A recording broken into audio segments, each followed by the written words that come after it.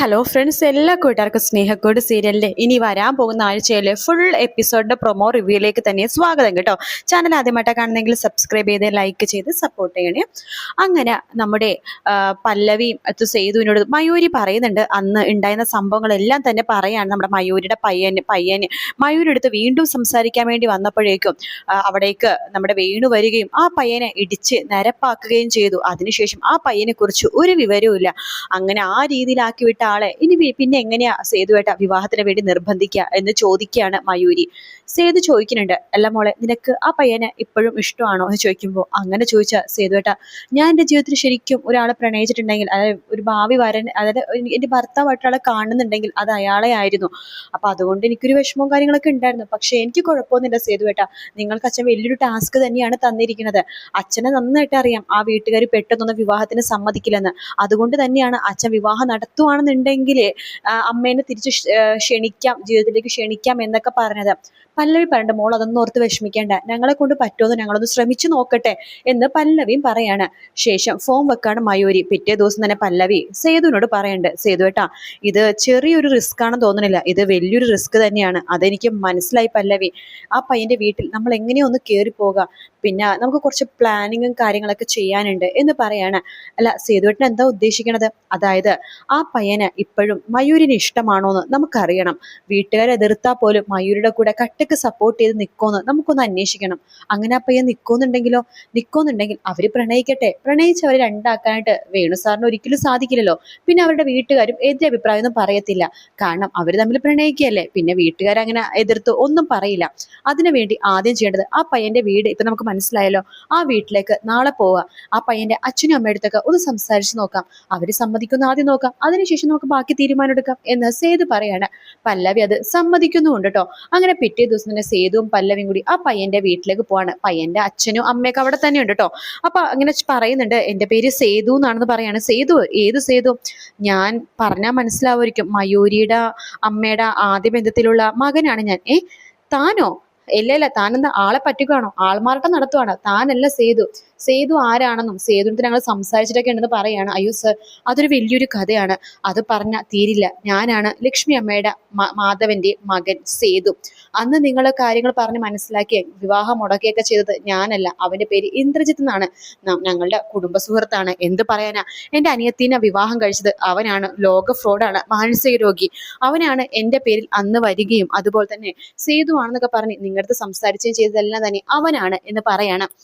അല്ല, നിങ്ങൾ എന്തെങ്കിലും അയക്കോ, ആരെങ്കിലും പറയോ, എന്ത് ചെയ്താലും കുഴപ്പമില്ല, പക്ഷെ ആ ലക്ഷ്മിനെ കുറിച്ച് അവൻ പറഞ്ഞ കാര്യങ്ങളൊക്കെ സത്യം തന്നെയല്ലേ എന്ന് നമ്മുടെ ആ ചെക്കന്റെ അച്ഛൻ ചോദിക്കുമ്പോഴേക്കും അതിനെ മാത്രം നമ്മുടെ സേതുവിനെ മറുപടി പറയാൻ പറ്റുന്നില്ല കേട്ടോ. അത് സത്യമാണെന്ന് ചോദിച്ച സർ, എൻ്റെ അമ്മ ആദ്യ വിവാഹം കഴിച്ചിട്ടാണ് ഞാനുണ്ടായത്. അതിനുശേഷം ഈ വേണു സാറിന്റെ അമ്മ നിർബന്ധിച്ചിട്ടാണ് വേണു സാറ് ലക്ഷ്മി അമ്മേനെ വിവാഹം കഴിച്ചത്. ലക്ഷ്മി അമ്മയുടെ വിചാരം വേണു സാർ എല്ലാ സത്യങ്ങളും മനസ്സിലാക്കിയിട്ടാണ് തന്നെ വിവാഹം കഴിച്ചതെന്നാണ്. വിവാഹശേഷം ലക്ഷ്മിമക്ക് അത് പറയാൻ പറ്റില്ല, കാരണം അത്ര നല്ല മനുഷ്യനാണ് വേണു സാറ്. അല്ലാതെ എൻ്റെ അമ്മ ഒരു തെറ്റും ചെയ്തിട്ടില്ല, അച്ഛനും അമ്മയും അവരുടെ കുഴപ്പമല്ലാതെയാണ് പിരിഞ്ഞത്. അപ്പൊ അതൊക്കെ കേട്ടിട്ടും ഇയാൾക്കൊരു കൂസലും കേട്ടോ. ഇല്ല, എന്തൊക്കെ പറഞ്ഞാലും എൻ്റെ മോനിന് ആ വീട്ടില് പെണ്ണ് വേണ്ട എന്നതിനെ ഉറപ്പിച്ചു പറയാണ് നമ്മുടെ മയൂരിയുടെ പയ്യന്റെ അച്ഛൻ കേട്ടോ. അപ്പൊ കുറെ പറയാൻ നോക്കുന്നുണ്ട് പല്ലവി സേതു, പക്ഷെ അയാൾ സമ്മതിക്കുന്നില്ല കേട്ടോ. എന്നാ ശരി, എന്നാ പയ്യനോട് ചോദിക്കണ്ടേ സേതു, നിനക്ക് മയൂരിനെ മറക്കാൻ പറ്റുമോ, നിനക്ക് മയൂരിനെ ഇഷ്ടമാണോ എന്ന് ചോദിക്കുമ്പോൾ ആ പയ്യൻ പറയുന്നുണ്ട്, എൻ്റെ മനസ്സിൽ നിന്ന് മയൂരി ഇതുവരെ പോയിട്ടില്ല, എനിക്ക് മയൂരിന് ഇപ്പോഴും ഭയങ്കര ഇഷ്ടമാണ്. ഇപ്പോഴും ഞാൻ മയൂരിയുടെ വിവാഹം കഴിക്കാൻ വേണ്ടി തീരുമാനിച്ചതിന് ശേഷം ഞാൻ വേറൊരു പെണ്ണ് കാണാൻ പോലും പോയിട്ടില്ല, കാരണം എൻ്റെ മനസ്സിൽ മയൂരി മാത്രമേ ഉള്ളൂ, എനിക്ക് അത്രയും കേട്ടാൽ മതി എന്ന് നമ്മുടെ സേതുവും പറയാണ്. പിറ്റേ ദിവസം തന്നെ സേതുവും പല്ലവി മയൂരിനെ വിളിച്ച് പറയുന്നുണ്ട്, മോളെ, ആ പയ്യനെ നിന്നെ ഭയങ്കര ഇഷ്ടമാണ്, ആ പയ്യൻ നല്ലൊരു പയ്യനാണ്, നിങ്ങളാണ് ഒന്നിക്കേണ്ടത്. അത് ആരൊക്കെ എതിർത്താലും ശരി, വീട്ടുകാർ ഇനിയിപ്പോൾ എന്തൊക്കെ പറഞ്ഞാലും നിങ്ങൾ തന്നെ ഒന്നിക്കണം എന്ന് പറഞ്ഞിട്ട് രണ്ടുപേരും പ്രണയിക്കാൻ വേണ്ടി വിടുകയാണ് സേതുവും പല്ലവിയും കൂടി. കാരണം രണ്ടുപേരും നന്നായിട്ട് പ്രണയിച്ച് നടന്ന ചെക്കൻ്റെ വീട്ടുകാർക്കൊന്നും പറയാൻ പറ്റില്ല, മയൂരിയുടെ അച്ഛനായിട്ടുള്ള വേണു സാറിന് ഒന്നും പറയാൻ പറ്റില്ലല്ലോ. അപ്പൊ അങ്ങനെ അവർ രണ്ടുപേരും ഒന്നിക്കാന്നാണ് നമ്മുടെ സേതുവിന്റെയും പല്ലവിയുടെയും പ്ലാൻ കേട്ടോ. അതേസമയം ഋതു ആണെന്നുണ്ടെങ്കിൽ ആ കുഞ്ഞിനെ എങ്ങനെയെങ്കിലൊക്കെ ഇല്ലാതാക്കാൻ വേണ്ടി നോക്കുക കേട്ടോ. അതിനു വേണ്ടി ഇറങ്ങി പുറപ്പെടണം. അപ്പൊ പൂർണിമ ചോദിക്കണ്ടേ, നീ ഇത് എങ്ങോട്ടേക്കാ പോണത്? അത് ഞാനൊരു സ്ഥലം വരെ പോവുകയാണ്. അപ്പൊ നമ്മുടെ പൂർണിമക്ക് ചില സംശയങ്ങളൊക്കെ തോന്നി. പൂർണിമ ചോദിക്കുമ്പോഴേക്കും ഋതു ആ കുഞ്ഞിനെ ഇല്ലാതാക്കാൻ വേണ്ടിയിട്ടുള്ള പണിയിലാണ് കേട്ടോ. അതിന് ഋതുയുടെ മുഖത്തൊരു ഒറ്റ അടി വെച്ച് കൊടുക്കുന്നുണ്ട് പൂർണിമ. എന്നിട്ട് പറയുന്നുണ്ട്, നിനക്ക് സമനില തെറ്റിയോ, നീ എന്തൊക്കെയാ മോളെ കാണിച്ചു കൂട്ടുന്നത്, എനിക്ക് വേണ്ട, എനിക്ക് ഈ സന്താനത്തിനെ വേണ്ട, ഇത് ഞങ്ങൾ വരുത്തി വെച്ചതാണോ, നീ ആയിട്ട് സെലക്ട് ചെയ്ത ജീവിതമല്ലേ, എല്ലാം പറഞ്ഞു കഴിയുമ്പോൾ എല്ലാവരും ഇങ്ങനെ പറഞ്ഞിട്ടല്ല എന്നെ ഇതാക്കണത്, എനിക്ക് വേണ്ട, ഇതിനേക്കാൾ നല്ലത് ഞാൻ മരിക്കണതാണ് എന്നൊക്കെ പറഞ്ഞിട്ട് ഋതു അവിടെ നിന്ന് ഇറങ്ങി പോകുന്നുണ്ട്. പിന്നെ ഏതൊക്കെയോ ഒരു അമ്മാമനെ പോയി കാണുന്നുണ്ട്, പിന്നെ ഡോക്ടറെ പോയി കാണുന്നുണ്ട്. ഇങ്ങനെ എത്രയോ മാസമായ കുഞ്ഞിന് എന്താ ചെയ്യാൻ പറ്റുക എന്നൊക്കെ ചോദിക്കാൻ വേണ്ടി ഋതു അങ്ങനെ ഡോക്ടറെ പോയി കാണാനൊക്കെ ശ്രമിക്കുന്നുണ്ട്. ആ സമയത്ത് നമ്മുടെ ഇന്ദ്രജിത്തിന്റെ ആൾക്കാരൊക്കെ ഋതുവിനെ തട്ടിക്കൊണ്ടു പോകാനും ശ്രമിക്കുന്നുണ്ട് കേട്ടോ. അങ്ങനെയാണ് നമ്മുടെ പാർവതിക്കാണെങ്കിൽ പാറുവിനാണെങ്കിൽ എന്തോ ഒരു അപകടം പറ്റുകയാണ്. അപ്പോൾ ആ വീട്ടിൽ ആ സമയത്ത് ആരുമില്ല. വിഷുവിനാണെങ്കിൽ പണിക്ക് പോയി, രാജലക്ഷ്മി അമ്പലത്തിൽ പോയ സമയത്താണ് പാറു ടെറസിന്റെ മുകളിൽ ഇങ്ങനെ തല ചുറ്റി കിടക്കുകയാണ്. അപ്പോൾ ഇന്ദ്രൻ ഇത് കാണുന്നുണ്ട്. ഇന്ദ്രൻ പാറു പാറു എന്ന് വിളിക്കുമ്പോൾ പാറു കണ്ണ് തുറക്കുന്നില്ല. പാറുവിനെ വേഗം പൊക്കിയെടുത്തുകൊണ്ട് ഇന്ദ്രൻ ഹോസ്പിറ്റലിൽ എത്തിക്കുകയാണ്. ശേഷം പല്ലവിനെ വിളിച്ചു പറയേണ്ടത്. അതാണ് പല്ലവി നമ്മുടെ ഹരിയും കൂടി ഓടി വരുന്ന സീൻ കഴിഞ്ഞ പ്രാവശ്യത്തെ വീക്കെൻഡ് പ്രൊമോയിൽ കാണിച്ചു കേട്ടോ. അപ്പോൾ പാറുവിന് കുറച്ച് പ്രശ്നങ്ങളും കാര്യങ്ങളൊക്കെ ഉണ്ട്. അതിന്റെ ഭാഗമായിട്ടാണ് തലകറങ്ങി വീണത്. കറക്റ്റ് സമയത്ത് എത്തിച്ചുകൊണ്ട് മാത്രമാണ് നമ്മുടെ പാറും കുഞ്ഞും ഇപ്പൊ സേഫായിട്ടിരിക്കണേന്ന് ഡോക്ടർ പറയുന്നുണ്ട്. പക്ഷെ അതിന്റെ പേരിൽ ഇന്ദ്രനോട് നന്ദി പറയാനൊന്നും പല്ലവിക്കും സേതുവിനും പറ്റില്ല. പക്ഷെ ഇന്ദ്രൻ അതിന്റെ പേര് വലിയ ആശുഘോഷമൊക്കെ കാണിക്കുന്നു കേട്ടോ. എന്തൊക്കെ പറയാൻ, ഞാനുള്ളതുകൊണ്ടാണ് പാർവതിയുടെ കുഞ്ഞിപ്പോ ജീവനോടുള്ളത്, ഞാനുള്ളത് കൊണ്ടാണ് എന്നൊക്കെ വലിയ ഹുങ്കൊക്കെ പറയുന്നുണ്ടെങ്കിലും അതാരും മൈൻഡിൽ എടുക്കുന്നില്ല. രാജലക്ഷ്മി ഹോസ്പിറ്റലിൽ വരുമ്പോൾ ഇന്ദ്രനെ തെറ്റിദ്ധരിക്കുകയാണ്. ഇന്ദ്രനോട് ചോദിക്കേണ്ടത്, സത്യം പറടാ, നീ എന്തെങ്കിലും ചെയ്തിട്ടാണോ അവൾ തലകറങ്ങി വീണത്?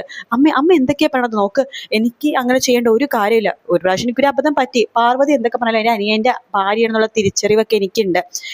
അവളുടെ വയറ്റിൽ കിടക്കുന്ന കുഞ്ഞെന്ന് പറഞ്ഞത് എൻ്റെ അനിയൻ്റെ കുഞ്ഞല്ലേ, അങ്ങനെയൊന്നും ഞാൻ ചെയ്യത്തില്ല. അന്ന് എൻ്റെ മാനസിക നില തെറ്റിയ സമയത്ത് എന്തൊക്കെയോ ചെയ്തു പോയി. പക്ഷെ മാനസിക നില നന്നായിട്ടിരിക്കുന്ന സമയത്ത് എനിക്ക് അങ്ങനത്തെ ഒരു മോശവും ഇല്ല. ഞാൻ നോക്കിയപ്പോൾ ടെറസിൽ തലകറങ്ങി വീണ് കിടക്കുമായിരുന്നു. അപ്പം തന്നെ ഹോസ്പിറ്റലിൽ എത്തിക്കുകയും ചെയ്തു, ബ്ലഡ് കൊടുക്കുകയും ചെയ്തു. മഹാപാപി, നിന്റെ ബ്ലഡാണോ കൊടുത്തത്? ഈശ്വര, അവൾക്കിനി അതിന്റെ പേരിൽ അവളുടെ ശരീരത്തിൽ നല്ല സ്വഭാവം കൂടെ പോകുമെന്നാ എനിക്ക് പേടി എന്ന് രാജലക്ഷ്മി പറയാണ്.